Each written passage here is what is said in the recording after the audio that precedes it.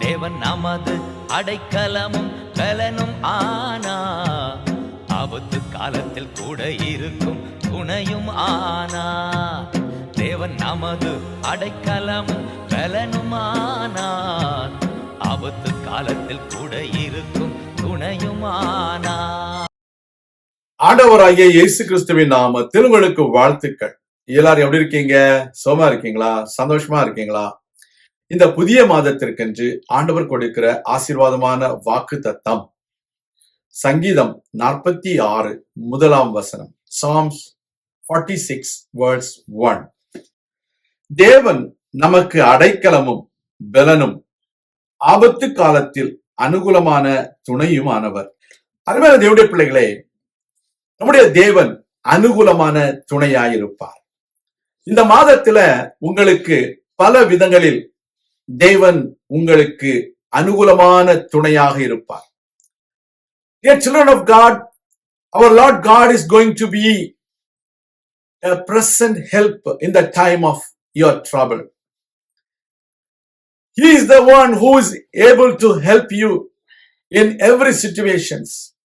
He is always available, ready to help us in the time of our needs.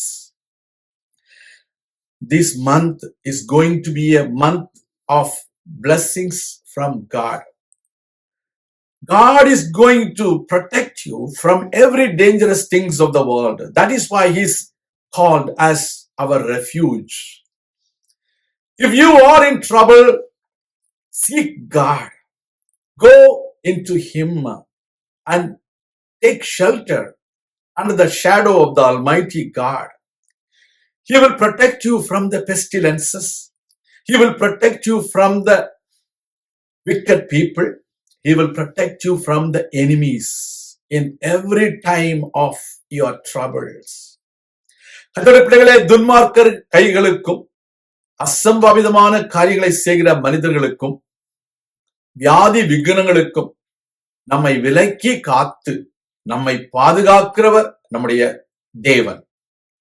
அவர் நமக்கு அடைக்கலமாய் இருக்கிறார். ஆபத்து வரும்பொழுது எங்கே போய் யாரிடம் போய் நான் அடைக்கலம் புக முடியும் என்று நீங்கள் யோசித்துக் கொண்டிருக்கிறீர்களோ, யார் எனக்கு உதவி செய்வார்கள் என்று நீங்கள் அங்கலாய்ப்போடு காணப்படுகிறீர்களோ, கர்த்தர் உங்களை தேடி வருகிறார். When Hagar was running for her life in the wilderness, God went searching for her in the wilderness and He gave her the assurance that God will be with her. The same way, are you going through an experience of the wilderness in your life? Don't worry. My Lord God is coming towards you to give you the assurance that He is your refuge. அதே போல நம்முடைய வாழ்க்கையில அடைக்கலமாய் இருக்கிற தேவன் பலனாய் இருக்கிறார். He is our strength. He strengthens us by the word of God. He strengthens us with the power of the Holy Spirit. He strengthens us with His presence. We need to believe and search and look for the presence of God always.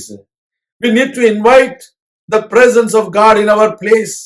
We need to seek for the presence of God in our midst always, so that you will be strengthened by the power of the Holy Spirit, by the power of the Word of God.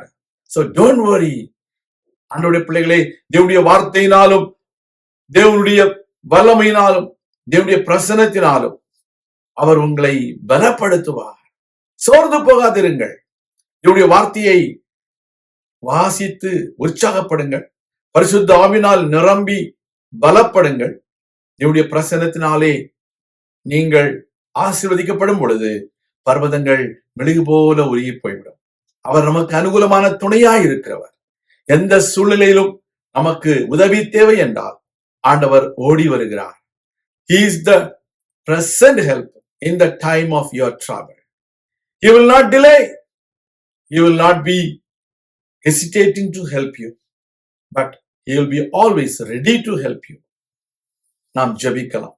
எங்கள் அன்பின் பரலோக பிதாவே, இந்த மாதத்தில உடைய பிள்ளைகளுக்கு நீர் அடைக்கலமாய் இருந்தருளும். உடைய பிள்ளைகளை பலப்படுத்தும். உடைய பிள்ளைகளுடைய ஆபத்து நாட்களில தேவரீர் அவர்களை நீர் ஆசீர்வதித்து உற்சாகப்படுத்தி அவர்களுக்கு உதவி செய்து பொருளாதார கஷ்டங்களை மாற்றி போடும், கண்ணீர் கவலைகளை அகற்றி போடும். தேவ கிருபையினாலும் வல்லமினாலும் அவர்களை இடைக்கட்டும். தாழ்த்துகிறோம், ஒப்புக் கொடுக்கிறோம். இயேசு கிறிஸ்துவின் நாமத்தில் ஜெபிக்கிறோம் எங்கள் நல்ல பிதாவே, ஆமேன். கர்த்தர் உங்களை ஆசீர்வதிப்பாராக. ஆமேன். தேவன் நமது அடைக்கலமும் பலனும் ஆனா, ஆபத்து காலத்தில் கூட இருக்கும் துணையும் ஆனா.